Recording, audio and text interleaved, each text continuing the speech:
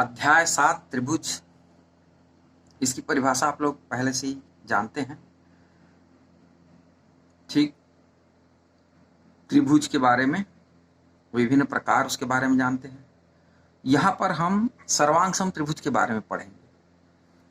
तो त्रिभुज को हम कुछ इस तरह से परिभाषित कर सकते हैं, 3 प्रतिच्छेदी रेखाओं द्वारा बनाई गई एक बंद आकृति एक त्रिभुज कहलाती है। त्रि का अर्थ 3 है। एक त्रिभुज की 3 भुजाएं, 3 कोण और 3 शीर्ष होते हैं। ये भी आप जानते हैं और पहले ही पढ़ चुके हैं। तो त्रिभुज की सर्वांग क्षमता क्या है? त्रिभुज की सर्वांग क्षमता का मतलब 2 ऐसे त्रिभुज जो एक दूसरे के ऊपर रखने से पूरी तरह ढक ले। कहने का मतलब सभी प्रकार से बराबर, उसके तीनों कोण बराबर हो और तीनों भुजाएं समान हो, तो ऐसी आकृति को समान आकार और समान माप से है।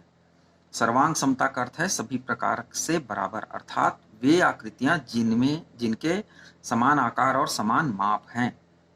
उदाहरण के लिए आपकी फोटो की एक ही साइज की 2 प्रतियां सर्वसम होती हैं, एक ही माप की 2 चूड़ियां,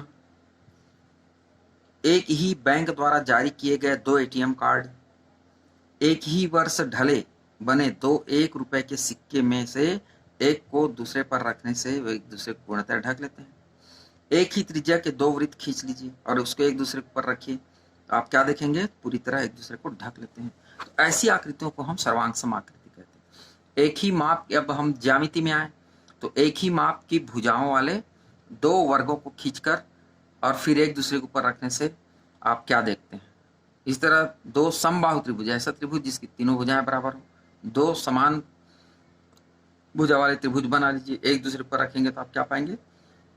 दोनों वर्ग और त्रिभुज सर्वांग सम है। तो इस तरह से आप पेन में रिफिल जब लगाते हैं, अगर एक पहले वाले रिफिल के साइज का नहीं है तो रिफिल लगाने में आपको असुविधा होगी, जबकि पुरानी रिफिल और नया रिफिल सर्वांग सम हो तभी वह रिफिल लग सकता है। आप देखे होंगे रेफ्रिजरेटर में बर्फ की ट्रे अवश्य देखे हैं आप, और ट्रे के सभी खांचे सर्वांग सम होते हैं। इसी प्रकार दैनिक जीवन के अनेक उदाहरण हैं, याद कर सकते हैं, सर्वांग समता का उपयोग किया जाता है।